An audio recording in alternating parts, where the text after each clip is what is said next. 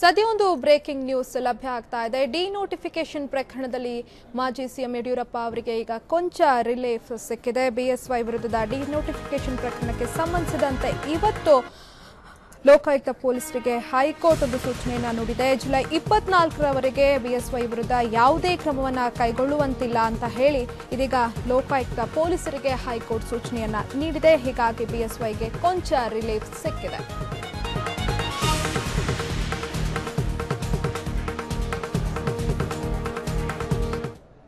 ಇನ್ನು ಈ ಬಗ್ಗೆ ಇನ್ನಷ್ಟು ಡೀಟೇಲ್ಸ್ ನೀಡೋದಕ್ಕಾಗಿ ನಮ್ಮ ಜೊತೆ ದೂರವಾಣಿ ಸಂಪರ್ಕದಲ್ಲಿದ್ದಾರೆ ನಮ್ಮ ಪ್ರತಿನಿಧಿ ರಿಯಾಜ್. ಡಿನೋಟಿಫಿಕೇಶನ್ ಪ್ರಕರಣ ಇದೆ, ಅದರಲ್ಲಿ ಬಿಎಸ್ವೈಗೆ ಈಗ ಕೊಂಚ ಮಟ್ಟಿಗೆ ರಿಲೀಫ್ ಸಿಕ್ಕಿದೆ ಅಂತ ಹೇಳ್ಬೋದು. ಹೈಕೋರ್ಟ್ ಜುಲೈ 24ರವರೆಗೆ ಯಾವುದೇ ರೀತಿಯಾದಂತಹ ಕ್ರಮವನ್ನ ಕೈಗೊಳ್ಳುವಂತಿಲ್ಲ ಅಂತ ಲೋಕಾಯುಕ್ತ ಪೊಲೀಸರಿಗೆ ಸೂಚನೆಯನ್ನ ಕೊಟ್ಟಿದ್ದಾರೆ. ಸೊ ಏನಿದೆ ಈ ಬಗ್ಗೆ ಹೆಚ್ಚಿನ ಅಪ್ಡೇಟ್ಸ್?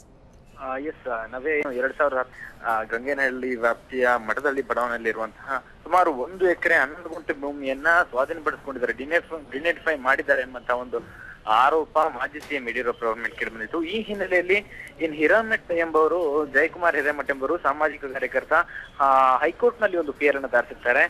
ಹೈಕೋರ್ಟ್ ನಲ್ಲಿ ಪಿಎಲ್ ಅನ್ನು ಆಧರಿಸಿ ಒಂದು ಖಾಸಗಿ ಎಫ್ಐಆರ್ ಕೂಡ ದಾಖಲು ಮಾಡಿರ್ತಾರೆ ಲೋಕಾಯುಕ್ತ ಪೊಲೀಸರು.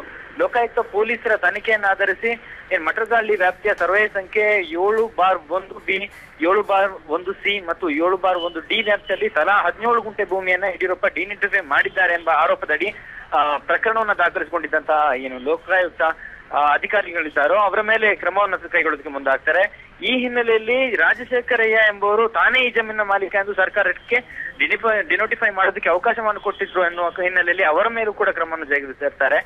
ಈ ಪ್ರಕರಣಕ್ಕೆ ಸಂಬಂಧಪಟ್ಟ ಹಾಗೆ ಜುಲೈ 3ನೇ ತಾರೀಕು, ಇದೇ ತಿಂಗಳ 3ನೇ ತಾರೀಕಿನಲ್ಲೂ ಕೂಡ ಡಿನೋಟಿಫೈ ಪ್ರಕರಣಕ್ಕೆ ಸಂಬಂಧಪಟ್ಟ ಹಾಗೆ ಒಂದು ಹೈಕೋರ್ಟ್ ನಲ್ಲಿ ವಿಚಾರಣೆ ಕೂಡ ನಡೆದಿರುತ್ತೆ. ಆಗ ಹೈಕೋರ್ಟ್ ತನಿಖೆಗೆ ಇದ್ದ ಒಂದು ತಡೆ ಕೊಡಬೇಕು ಅಂತ ಹೇಳಿ ಮಾಜಿ ಸಿಎಂ ಯಡಿಯೂರಪ್ಪನವರು ಹೈಕೋರ್ಟ್ ನಲ್ಲಿ ಅರ್ಜಿ ಸಲ್ಲಿಸಿದ್ರು.